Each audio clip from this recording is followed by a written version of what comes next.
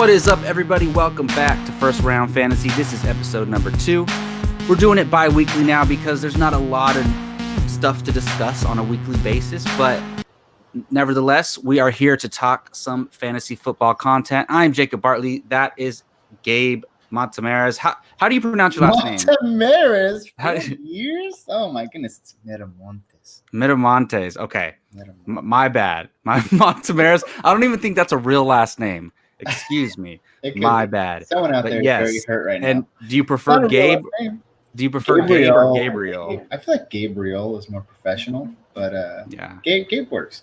Yeah, for sure. Well, either way, you guys can call him whatever you want to call him. FRF, Gabriel, M, or whatever you can think of. But yes, so we do have a couple news stories to get to today, and then we're going to be discussing these questionable backfields, and we were talking about how like any backfield involving rookies is not easy to speculate on, but we're going to do our best to just give our opinions and how we think it'll shake out. Because there's a lot of recent examples that we can kind of compare them to in a way, but you never really know what's going to shake out with the rookie. But I just realized I spelled Tevin Coleman's name wrong. Wow. And I'm a Niners fan. And he's a Niners fan. Wow. What's wrong with me? Okay, cool. Well, I mispronounced one of my best friend's last name, so that's even worse. For two today. Yeah, exactly.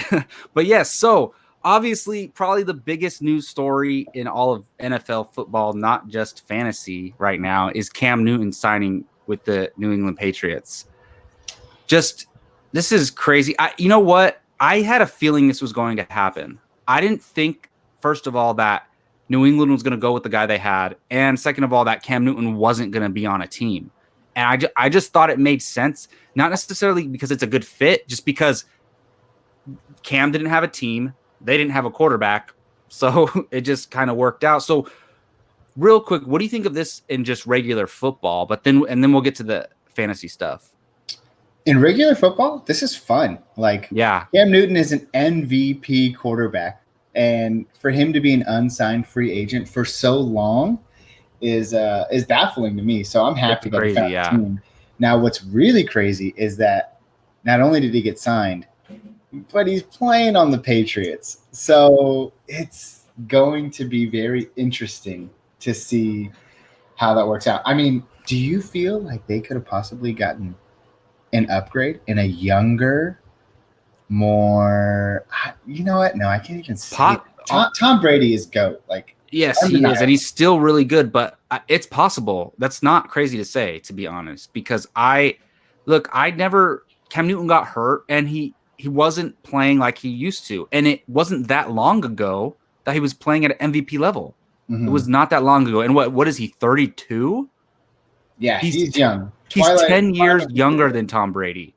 Yeah, most definitely. In quarterback years, that's young. Yeah, absolutely. So the thing is, I think Belichick, he gets the most out of every player on the field, great. I think he's the greatest coach of all time. So he's gonna find a way to make Cam Newton look good. And I think, honestly, I think this might have went from the Patriots not making the playoffs to, hey, they might go 10-6, especially if their defense is. I know they lost a couple of players on defense, but especially if their defense is as good as it has been recently. Yeah, most definitely. Their defense is still going to be, oh my goodness, probably top 5, top 3. Really. Was it last year when they were scoring 30 points a game, or was it the year before? Oh, it was last year. Yeah, they were unstoppable as a defense. They were winning people's leagues. It was crazy. They anybody who had New England ended up in first or second place, just in the standings. Yeah. However, there are a few things we have to look at here. One is, look at his contract. He signed a 1-year base salary contract. Does that say, if money talks, right? Is that saying, we're going to just try it out, see if it fits? Is there a realistic chance that he might not even be on the roster come opening day? Do you think that? What if he's still injured? We don't know. I don't think so. I think he'll be on the roster for sure. Because his contract was crazy. I don't know if you saw Richard Sherman's tweet that he said, he's like, this is ridiculous that an MVP quarterback, NFL quarterback, is got a minimum contract. And he said something like it's embarrassing or something like that. So, and that's cool. I love that Richard Sherman speaks up. Like, he's not even defending his own team; he's just defending Cam Newton, which is pretty cool. But I think the bigger question is he going to start right away? Because Belichick's not the type of guy to say, "Oh, you're the most famous, well-known quarterback on our team, so you're going to start." It's not like that with Belichick. So I think there's a chance they make him work for it. Yeah, most definitely. If we had to, again, hypothetical, if we had to hypothesize, season started in August or September, and we're thinking of it with the information that we have now, I think he's day one starter. I mean, again, credentials to back it up, former MVP. I agree. He's a better quarterback than Jarrett's did him. Let's see here. And I think the really only thing you have to worry about is if he's healthy. If he's healthy, he will start. Absolutely. And that's the biggest question. He's got a knee issue, his shoulder issue from last year. So we just kind of have to wait and see. But exciting news, because I think last week I mentioned that the Bills were like locked in to just take that division. And it's not the case anymore, because the Patriots already had a great defense. Now they have the potential to have a really great offense as well, and just be as dominant as they were last year. Yeah, it's crazy. So as far as Cam Newton goes, look, I don't think he's going to be a top 10 quarterback in fantasy. He'll be usable. Maybe you stream him in our 2 quarterback league. He's definitely going to be usable. Yeah. But so I'm not necessarily clamoring for Cam Newton when I do my drafts, in my redrafts, or for a 1 QB league. I do think, though, it benefits the other players on the team, on the offense. Honestly, I was not really excited about Sony Michel this year. I was not really that excited about Julian Edelman this year, or James White. Now I'm a little bit more excited about those players, to be honest. Yeah, I think they all get a boost. And yes, I found it so interesting when the Patriots signed him. He was sitting there for so long. He was even talking about sitting out the whole season. And I just wanted to do a little bit of research. So I looked up his 2016 MVP season. He was, I think it was 3,800 yards, 35 touchdowns, less than 10. I think he had 10 interceptions. Great numbers. But when I looked at his weapons, just his weapons, let me throw out the first name for you. Do you even know who Corey Brown is? Because I don't. No. He had Ted Ginn Jr. there, and he had Greg Olsen there, and both of those guys put up really solid years. You look at Ted Ginn now, he's older.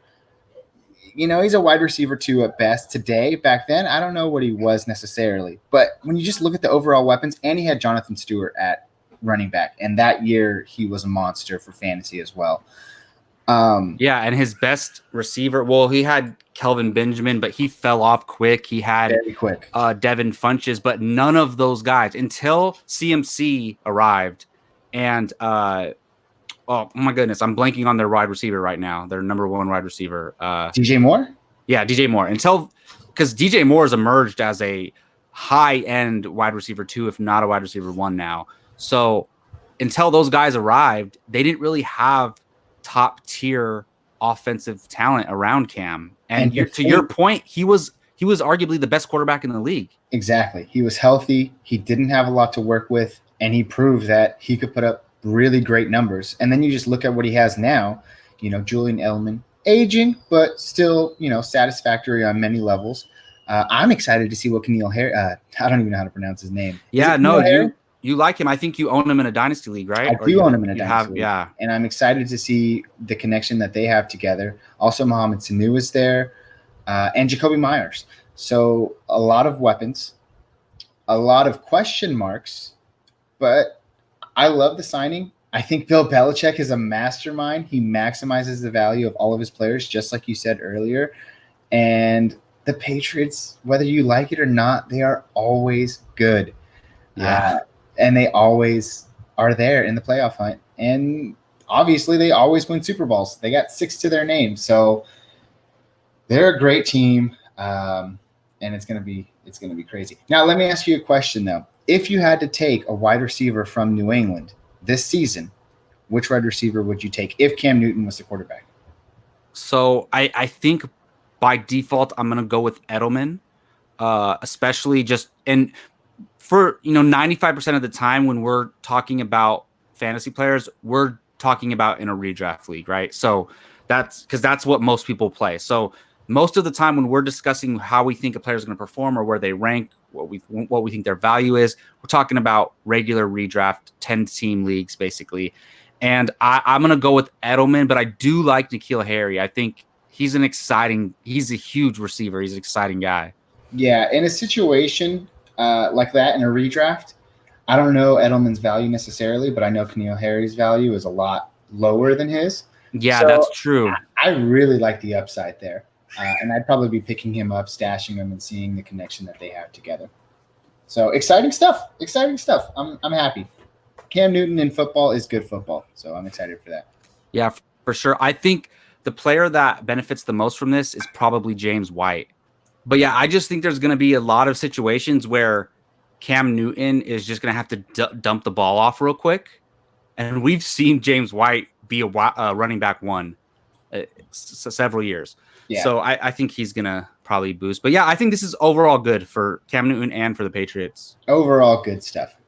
Yeah, absolutely. So another real quick news story, I guess. It's kind of newsy, but I thought it was interesting. So David Njoku, I think he's a third or fourth year player on the Cleveland Browns. He's their tight end.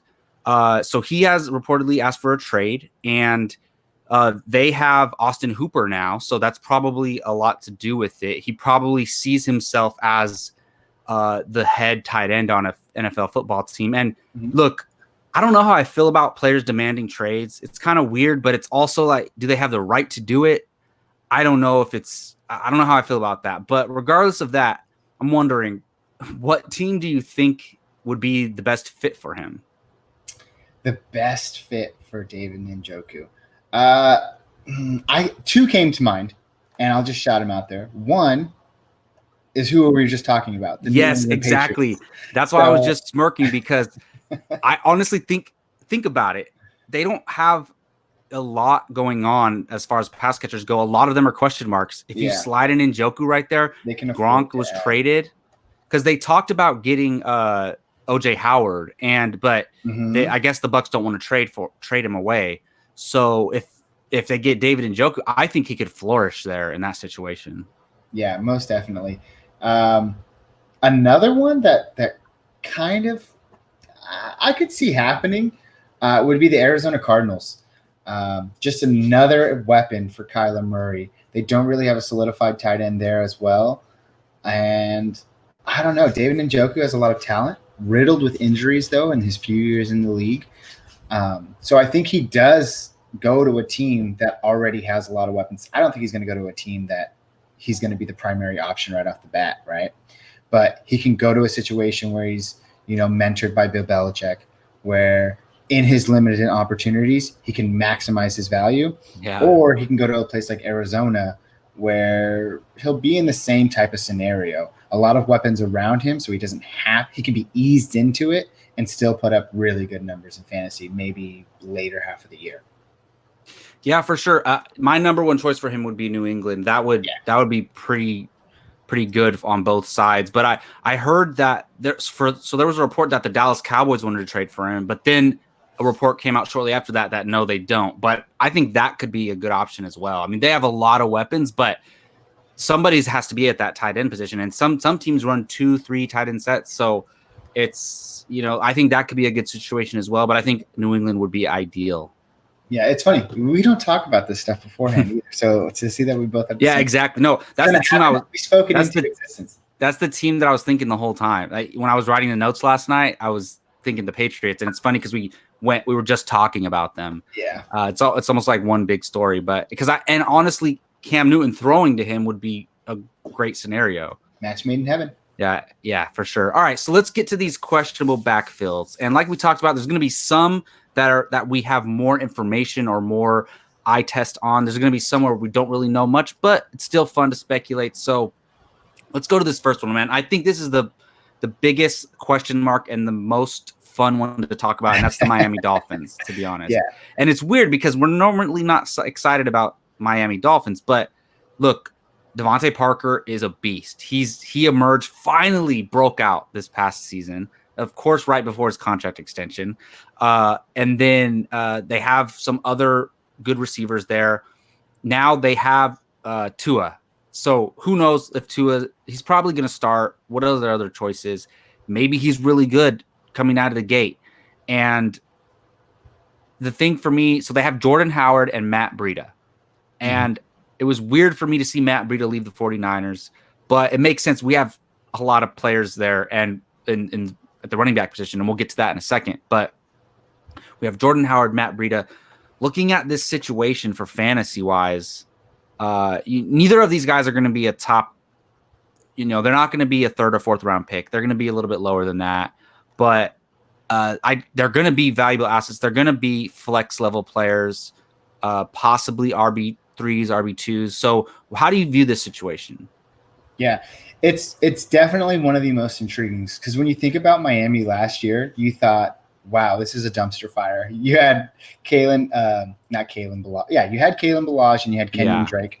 Kenyon Drake gets shipped off halfway through the season. But even when he was still there, they were trying this weird committee backfield. So when it became time for Kalen Balazs to just do his thing, it wasn't his thing. Running back is not a position for him in the NFL. He wasn't good, right? I really like Jordan Howard, and I also really like Matt Breida. Now, when I look at who has the better opportunity to succeed in Miami, I think it's Jordan Howard. And I'll just kind of run down a little bit of why I think so. So we talked about it last time in our last episode. I like Jordan Howard as an NFL running back. Maybe not for fantasy, but for NFL purposes. Oh, yeah. He puts up good numbers, 1,300 yards in his rookie season and 1,100 yards in his sophomore season. Now, you might think, okay, well, what about 2018? Well, that's when Matt Nagy came and completely tried to do something different with that offense. But even then, he was still serviceable. He almost hit 1,000 yards. So I think if Matt Nagy wasn't there, he probably would have had 3 of his first 4 seasons as a 1,000-yard rusher. Then you go to Philadelphia the next year, and he joins a committee backfield where Miles Sanders kind of took hold of that reign later in the year and was very effective. And now he gets a new chance to shine here in Miami. And like I said, he puts up great numbers when given the opportunity. Those first 3 seasons when he was in Chicago, he had over 250 carries. Those are running back 1 type carries. All right. Oh, yeah. And for the most part, he was pretty good with those numbers, 1,300 yards and 1,100 yards. Now, in Philadelphia, I look at that as kind of an anomaly because, again, committee backfield.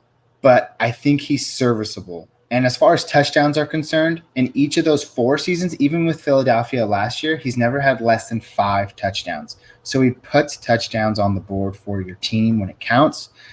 And I think that's what you need. It might not be a lot, but again, it's serviceable. And when we look at Matt Breida, he offers a nice change of pace. He packs a punch. He's a little speedster when it comes to Jordan Howard's more hard-nosed running style. Bruiser, yeah. He's going to get the end zone, the red zone carries for sure. Yeah. Jordan Howard, yeah. We look at Matt Breida. He comes from San Francisco. You could arguably say another committee backfield where literally any given Sunday last year. Yeah, it's the hot hand. Whoever has the hot hand that day. Exactly. And with his 3 seasons in San Francisco, he never had more than 150 carries in a season. So he hasn't demonstrated that he can carry a large, heavy workload yet. 150 carries is 100 less than what Jordan Howard has been given throughout his career. And I don't know if this is something that you could say, but I'm going to throw it out there. I noticed, looking back at a little bit of game film, that Matt Breida was getting carries later in games. And I feel like once you've been hammered by Raheem Mostert, once you've been hammered by Tevin Coleman, once you've been bruised up by that offensive line, and then you throw Matt Breida in there in the 3rd and 4th quarter, of course he's going to succeed because it's natural game script, right? When you're pounding a team all season, all game long with runs, he's going to have success when he's the 3rd one up, just going in there, firing away. Yeah. Right? And he's just like a rocket. He just comes in and teams are like, well, I think somebody said something that he was like the fastest guy in the league. Yeah. At one point. Yeah. And I don't doubt that. Yeah, I like what you're saying, man. For me, it really depends on game flow, to be honest. Yeah. I think definitely Matt Breida is the better catching back. And that, if we're talking PPR, which normally we're either half PPR or full PPR, that matters. That's a huge deal. And it's not just the PPR points. It's the yards, the catching touchdowns. I think it wasn't last season, but the year before, there was a stretch of games where Matt Breida was like a RB1, and it wasn't for the whole season, but it was 4 stretch of games. I remember I had him in one of my leagues, and yeah, it was a 2018 season. He had 153 carries, 814 yards. Wow. And he was averaging, here's the thing, he averages 5.3 yards per carry in 2018 and 5.1 yards per carry in 2019. So he's always had that.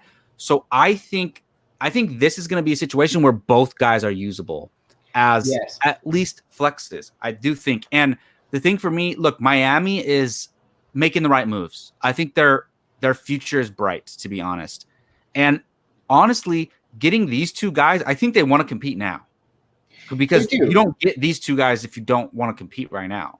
They do. The jury is still out, though, on I don't know how to pronounce his name. Tugaluga. Yeah.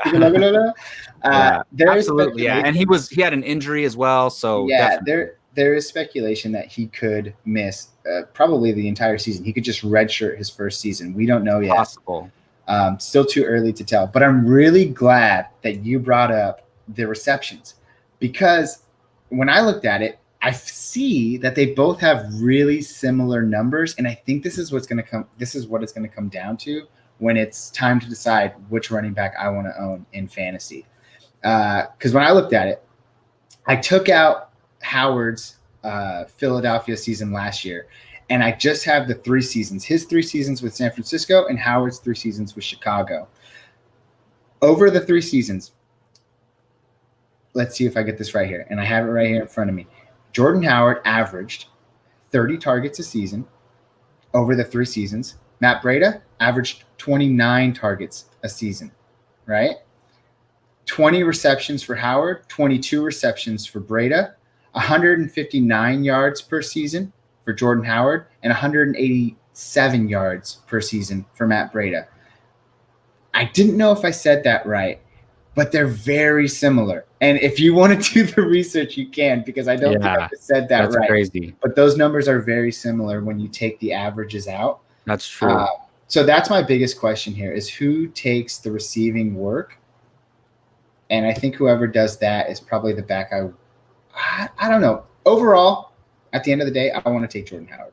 Yeah, I understand that. And I actually, look, I'm not leaning more one over the other. I do think Jordan Howard has the slight edge because he's going to get the goal line work. And that's huge because touchdowns are the fastest way for players to get points. It's, literally you can do 1 yard into the end zone and get a touchdown and get 6 points automatically. So it's huge. So I slightly lean towards Jordan Howard, but I think this is going to be a good year of Sony Michel and James White, like that type of thing where they're both fantasy relevant. I really do. And in this situation, Jordan Howard's Sony Michel, but better at catching though. Yeah, true. Because I'm done. I've given up on Sony Michel, man. He's talented, but last year was so stressful with that guy. But not his fault. But yes. So let's move on to the team, this random team, the 49ers. So look, we have Raheem Mostert, and a lot of people are assuming that because of his great play at the end of last year and in the playoffs, that it's his job. He's the workhorse now. I don't think that's going to be the case. You still have Tevin Coleman there. Look, I don't know what's up with Jerick McKinnon. I don't know if he's going to be able to play, if he's going to be able to stay healthy, if he's even going to make the roster or whatnot. But he's still there too, and they paid him a lot of money. And everybody got excited when he was going to play the first year. He gets injured. Second year, he's coming back injured. So I'm not expecting him to even play. I'm more looking at Mostert, Tevin Coleman, and who knows who Kyle Shanahan's going to just randomly, because nobody heard of Raheem Mostert, and he just comes out of nowhere and just starts blowing it up. So, look, to be honest with you, I love my Niners, but this is probably the backfield that I one of the top 3 or 4 backfields that I don't really want anything to do with, as far as like I'm gonna draft Jordan Howard probably over Raheem Mostert, to be honest. Like he's probably gonna get more work.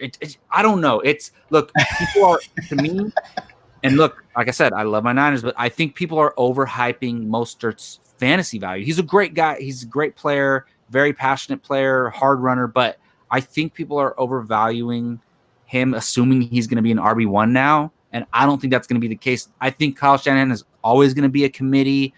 He's always going to be a hot hand guy. So I'm not sure. I'm definitely drafting Mostert over Tevin Coleman and Jarrett McKinnon.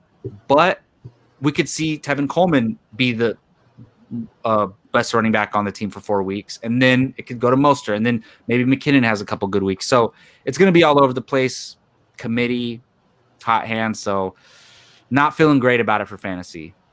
Yeah, and I'll kind of piggyback off of what you said. As far as a committee backfield, the San Francisco 49ers were the pure definition of that last year. Oh, absolutely, yeah. And that's great for the team, but bad for fantasy. Exactly. Both Mostert and Coleman, each of them had 130 carries, 137 carries last season. They had the same number of carries. That's insane. Now, it's like he planned it.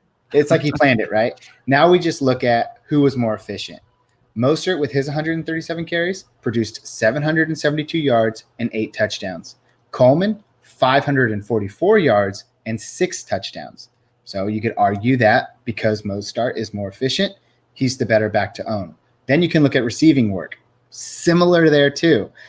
Mostert had 14 receptions for 180 yards. Coleman had 21 receptions for 180 yards. Identical, right? But Mostert did more with his receptions, and he had 6 less, or 7 less, I should say. So when you look at it, it's like, wow, they were both really serviceable.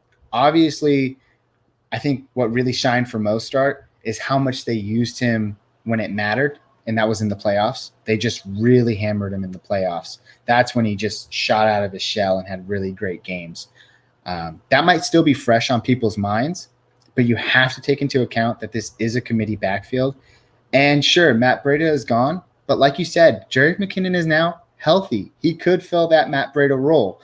As you said, or as I said earlier, Matt Breida only had I think 140 something carries last year, so not too many, but that's a lot considering, a spot flex position, something like that down the field, down the range of possibilities, I should say.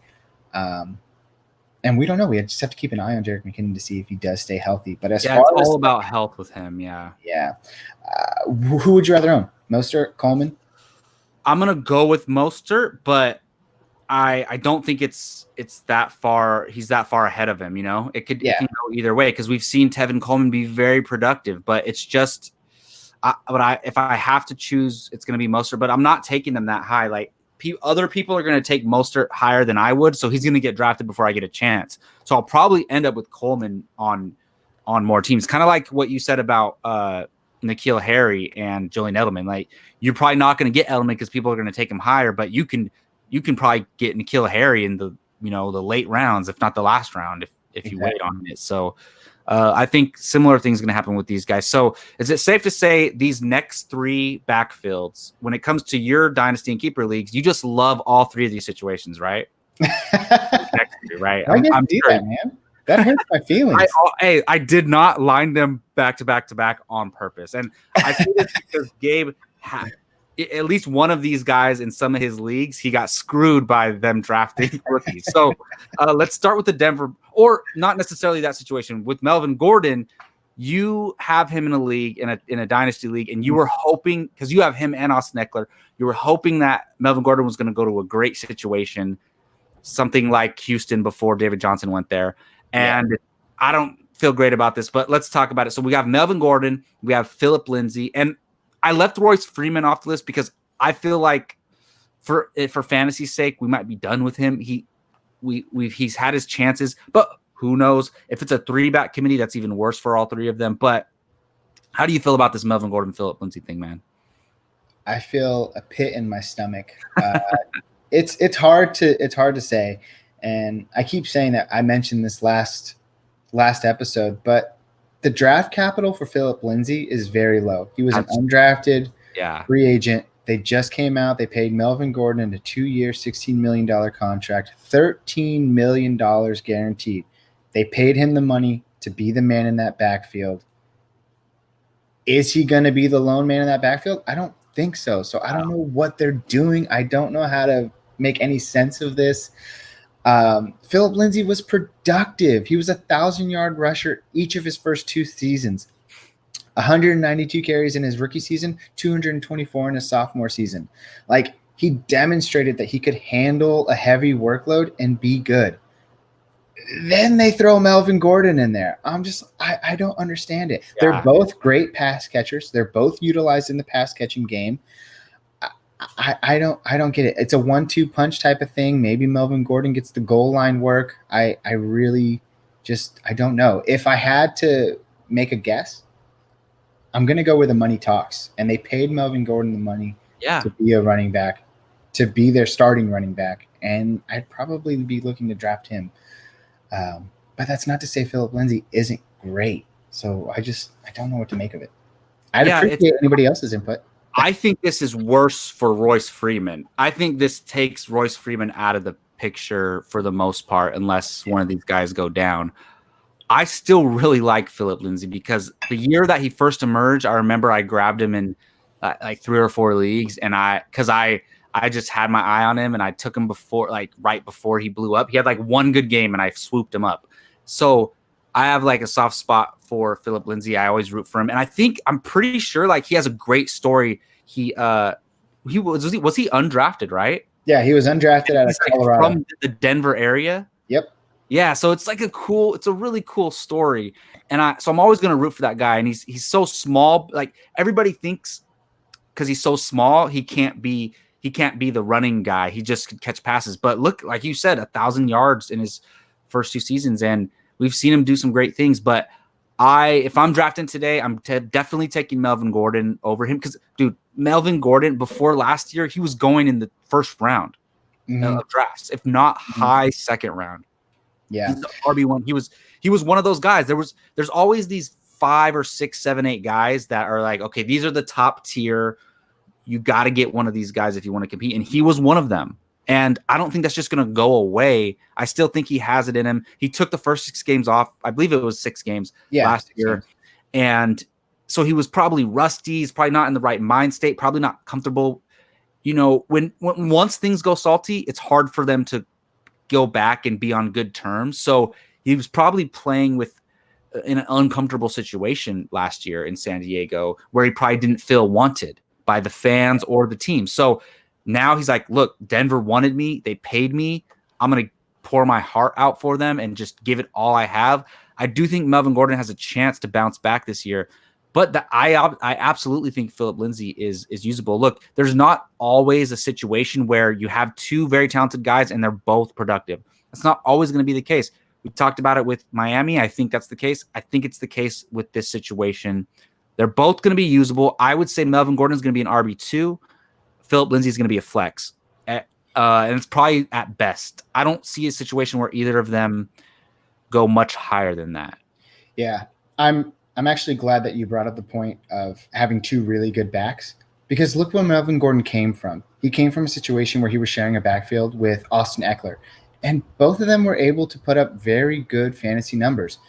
We could see a duplication of that in Denver, a 1-2 punch with Philip Lindsay, and pretty good now, just overall. Yeah. So yeah.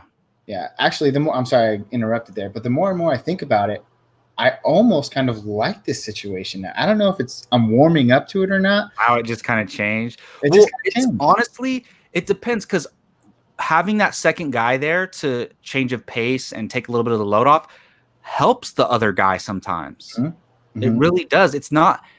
Look, they're very different kind of players in a way. So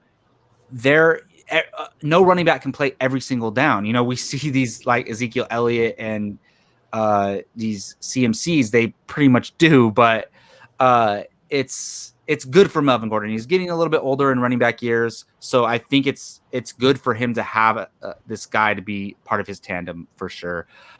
I don't know if I feel the same about this next situation, and that is the Detroit Lions. Your man, your dude, your favorite player of all time, Kerryon Johnson, and how they drafted the highest ranked running back in the draft, even though some other players went before him in DeAndre Swift, and maybe the coolest name in the whole entire draft. Like, did his parents name him and say, "Look, he's going to be an NFL running back. His name's DeAndre Swift."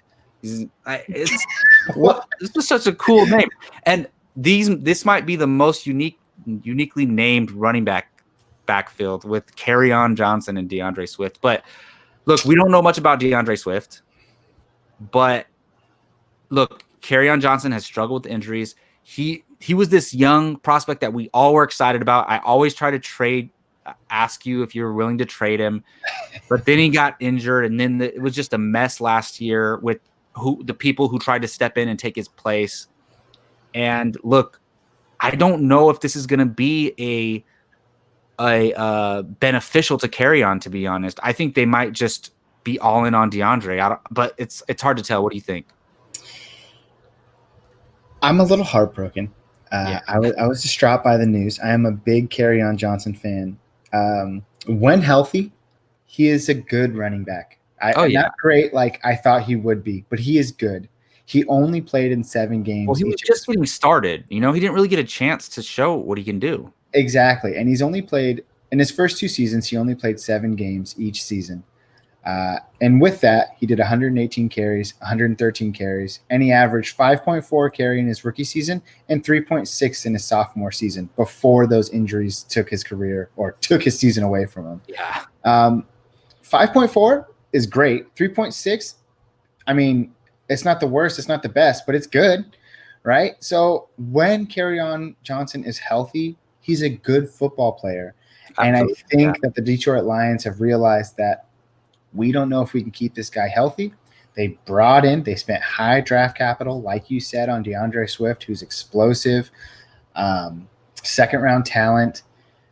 I think in the end, this becomes a shared backfield until there's a clear, dominant running back that emerges. But to start the season, it's a shared backfield for sure. Yeah.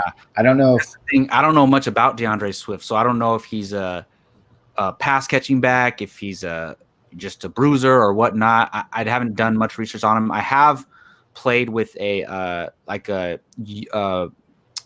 version of him on Madden 2020. Madden is a great reference, by the way. We should point that out. So they have user-made rosters on there for the 2020 draft, and I've played with him, and he seems to be able to catch the ball. So that's my experience with DeAndre Swift. So look, I have a feel. Look, I'm rooting for Kerryon. I want him to do well. We've all been so excited about him for the last 2 years, but I do think DeAndre Swift is probably going to have a huge role in this offense. It's probably going to be both, but I think with this one, whoever plays better is going to be the guy, and the other guy is going to be the backup. That's what I think is going to happen. Yeah, and that could happen later in the season, mid-season. But for sure, to start, it's going to be a temporary thing, a shared backfield for sure. And as far as drafting goes, look, and you know how I am with handcuffs. I am 100% all about handcuffs. It's a mind thing. If I'm drafting, right, if I can, with the Dolphins, with the Lions, with the Broncos, if I can get both of those guys, I'm doing it. But it doesn't always work out that way. But I have done a couple early drafts, and I did one where I got DeAndre Swift, and I made sure I got Kerryon Johnson a couple rounds later. So that's kind of how I would deal with the situation. So, and I would do the same thing with this next one, the Indianapolis Colts. So they drafted Jonathan Taylor, which I don't know where fantasy people get this information, but everybody's like, oh, Jonathan Taylor's going to be the guy now. Like, okay, what about Marlon Mack? So I think this is similar to the Detroit Lions situation where whoever plays better is going to be the guy. The other guy is going to be the backup, but we don't know much more than that. Yeah, I just don't get it as far as the move itself. I mean, Marlon Mack was a good running back, and it's funny because the bag of reviews on him is so mixed. You have people out there that say he's great. You have people out there that say he's horrible. Well, I don't really know what to say because the numbers don't lie. He was great. In 2018, he played 12 games, 195 rushes for 908 yards and 9 touchdowns. And in 2019, he played 14 games, 247 rushes, over 1,000 yards and 8 touchdowns. He was great. He averaged 4.5 yards a carry. He has a great offensive line as well.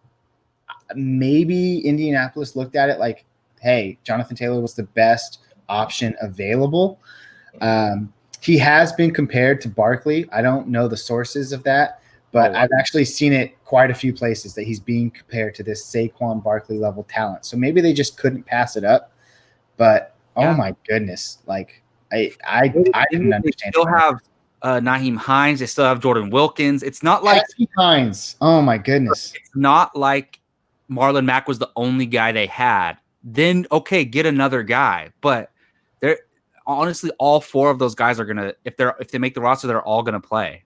Yeah, they're all gonna play. And I'm glad you brought it up. Coaches and teams, they don't care about our fantasy needs. They're gonna do what's best for their team, and they should. But it's just we selfishly want them to care about our fantasy needs. Yeah, but their priorities are not with us. They don't care about us. You know, you especially, but me as well. You've rubbed up this off on me a little bit. We're so excited about rookie running backs, so. Like I'm probably taking Jonathan Taylor first and then trying to get Marlon Mack as well as a handcuff. Yeah. As far as that situation is concerned, I just think whoever is going to be the main guy is going to be good. They have a good O-line. They have Phillip Rivers, who is a dink and dunk kind of quarterback. That's why Austin Eckler had such a successful career the last few years with Phillip Rivers being there. So whoever is in that backfield is going to be fine. To start, I think it's going to be a shared backfield. And we'll just kind of have to see how it pans out. But by golly, that was a weird situation. That was a weird move. Well, all right. So these next 4, I don't think these next 4 are as discussion worthy. So let's just rapid fire through these last 4. Okay. So Kansas City Chiefs. Again, I don't know who told reporters that Clyde Edwards-Helaire is going to be the number 1 starting running back in Kansas City, but everybody just assumes it. So I don't have him as ranked high as he's being ranked right now. I still think Damian Williams is going to play. They have like 2 other guys there. So look, Clyde Edwards-Helaire is an exciting player. He's going to be drafted high, and I will take him over Damian Williams, but I don't think he's as high as he should be, or he's not as high as people are making him out to be. Yeah, and I agree with you. I mean, they spent the last pick of the first round on him, which indicates, hey, we're going to use this guy a lot. But when it comes to Kansas City, pick your poison, man. Someone there is going to be good. You just don't know who yet. Almost like the San Francisco situation, to be honest. Yeah, exactly. It really is.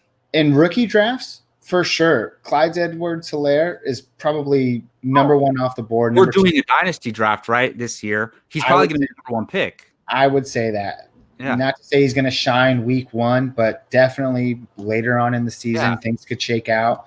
And he's certainly in a situation to succeed. I mean, look at the weapons around him. Look at everything that's going good with. They just usually don't decide on. Ever since Kareem Hunt left, they haven't decided on a guy. They don't stick to one guy. Yeah. So for sure. All right, LA Rams. So Todd Gurley's out. Darrell Henderson Jr. showed some promise last year, but they draft Cam Akers. I don't know much about Cam Akers, but I think this is going to be a committee backfield because they also have what's his name, Malcolm Brown. So I think this is a committee backfield similar to San Francisco, similar to Kansas City. Yeah, I have this. I literally have it in my notes here. Too soon to call. You just kind of have to see how it plays out. Todd Gurley was a workhorse when he was there. Things have changed, obviously, since then. I can see a committee backfield taking place, too. Yeah, and I think, look, they kind of burned Todd Gurley out a little bit. So maybe he's like, I don't want to do that again. So let's use 3 guys, basically. Cool. Well, you did make a bold prediction about this next one last week. I did. Tampa Bay Buccaneers. We have Ronald Jones II, another guy we've kind of been excited about, but never really emerged. And then they drafted Keyshawn Vaughn. Look, in one of my drafts, I drafted Keyshawn Vaughn relatively early, and then I took Ronald Jones a little bit later. So it can shake out either way. I do think this is like the Detroit situation where, best player gets the job. Most definitely. Ronald Jones last year was good. He averaged 4.2 yards a carry. He was in a shared backfield with Peyton Barber. Unfortunately for them, they were always in scenarios where Winston had to close his eyes and throw the ball downfield. So they didn't make the best of the opportunities that they had. But Ronald Jones kind of did, But Keyshawn Vaughn, I have done a little bit of research on him. That's why I made my bold prediction last week. He is a pass catching back. He's got the hands to prove it. And they are going to work up some masterfully run plays with him and Tom Brady. He's Tom Brady's new James White, basically, right? Now, again, I didn't say that it's going to be week one right out the gate. Yeah. In my bold predictions, I said this guy could take you in your playoff run or into the playoffs too. But later in the season, keep an eye out for Keyshawn Vaughn. I think he's going to emerge as a really great player. Yeah, I agree. So, all right, this last one, I didn't know to put it on there or not, but look, I just I check out like mock drafts and rankings and stuff like this, and this guy's been popping up a lot. J.K. Dobbins, a rookie in Baltimore. But look, Mark Ingram, this is the one where this is the most sure one where I'm like, look, Mark Ingram's gonna be the guy. But if J.K. Dobbins comes in and he starts playing really well, he might take that job from him. But I think to start off, it's Mark Ingram's job to lose. He's still the guy, but you know, Mark Ingram's he's relatively old for a running back. So yeah, 31. It makes sense to bring in a younger guy. They actually have a couple other younger guys there too. But you know, these rookie running backs are so exciting. So I think it's definitely Mark's job, but we could see a little bit of J.K. Dobbins this year, though. I would take J.K. Dobbins in Dynasty. Maybe next season he emerges, though, as a really good player. Yeah, that's a really good point. I think this is Mark Ingram's backfield this year, as far as just looking at it in terms of like real world NFL. This was 100% an investment, not someone who's going to come out the gate and just be a number one running back for your team, because Mark Ingram has solidified that role. But just an investment in J.K. Dobbins in a dynasty league. Stash him. He's going to do great things when Mark Ingram makes his exit. All righty, so that's going to do it for our questionable backfields discussion. Please let us know in the comments what you would do with each of these situations. What do you think about our choices on them? We would love to hear from you guys and discuss that. And like we're going to do for every show, as long as we, you know, see it fit, we're going to make a bold prediction of the week. And this is going to be a lot better when there's actual football every week, because we'll be able to make a bold prediction for the actual games happening each week. But for now, I think it's fun to just come up with these fun topics. Last week we did like who do you think is going to be the rookie to emerge, and you said Keyshawn Vaughn. I said CeeDee Lamb. So this one I want to do bold prediction of the week. Who will be the QB1 overall in fantasy this year? Go ahead. Oh my goodness. Well, actually, I thought of one player right off the bat. And I don't know if this is necessarily that bold. I think it's completely a real possibility. It could totally happen. But I'm just going to go out and say it anyways. Kyler Murray.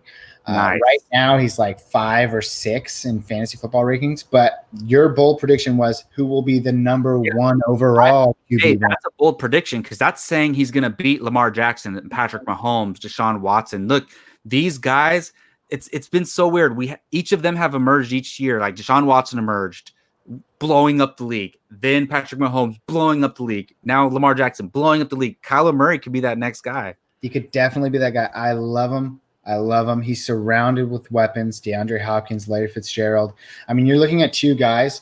Like I just read some weird fact the other day about Larry Fitzgerald. He has more tackles than he does drops in the NFL. Like that's how insane he is with his hands. And DeAndre Hopkins, one of the best receivers of all time over the last 5 or 6 years. They spent a second-round pick on an offensive lineman to kind of help that scenario a little bit. And not to mention, he's going to run the ball with his legs. He's mobile. He's a mobile QB. Exactly. And if you look at those last 3 guys we just talked about, they're all mobile. Yeah. They all are. Especially Lamar Jackson. So I just think with the weapons he has, with his mobility, with that improved line, and not to mention he's also very accurate as a passer, I think this is Kyler Murray's year to shine as well for the Arizona Cardinals. So that was actually my second choice. Ooh. My first choice, though, and again, I don't think this is crazy. But it is a bold prediction. I think it's going to be the GOAT, Tom Brady. Look, I'm not kidding. Look, I think he's going to have a Peyton Manning in Denver type situation. Yeah, you mentioned that. This is the best. These are the best weapons he's ever had as combined weapons. He's had Randy Moss, who was, better than all of these guys individually, but he's never had this much talent around him. I think he's set up for so much success right now, especially with the running backs and the tight ends and the receivers. It's just crazy. So I think he's going to pull off a Peyton Manning. Yeah, your logic has warmed up to me. Last week I didn't necessarily agree with you as much, but Tom Brady is the GOAT. Like, they don't call him that just for anything. And he's probably one of the few people where you can actually say that, and he has the evidence to back it up. Exactly, yeah. He's a great QB. He's arguably in a situation where he has better weapons, and Arians is going to test his arm. I'm excited to see what he does with it. And, I'm warming up to it. So, Jacob, you've done a nice job of persuading me. What is it called? Bold prediction of the week, right? Yeah, bold prediction, man. It's not smart prediction of the week. Bold prediction of the week. So, I think both of ours are pretty, I think they're just bold enough to be considered bold. Both of our picks. Both bold enough to be considered bold. Yeah. I love it. I guess. All right. Well, that should be our tagline. Bold enough. First round fantasy, bold enough to be considered bold. There we go. That's our tagline. Yeah, it probably would work. Yeah, it would work. I mean, think about it. Like, if somebody's like buff, they're like, hey, he's buff enough to be considered buff. Like, Oh, true. I didn't think about that. Makes sense, right? Makes sense. I like it. All right. Well, that's going to wrap it up for First Round Fantasy episode number 2. Right when Gabe ran out of water, he couldn't have gone any longer anyway. Thanks for joining me, man. Again, I'm Jacob Bartley. That is Gabriel Miramontes. Every time. All right, guys, we're getting out of here. Have a good rest of your day. Have a good week and take care.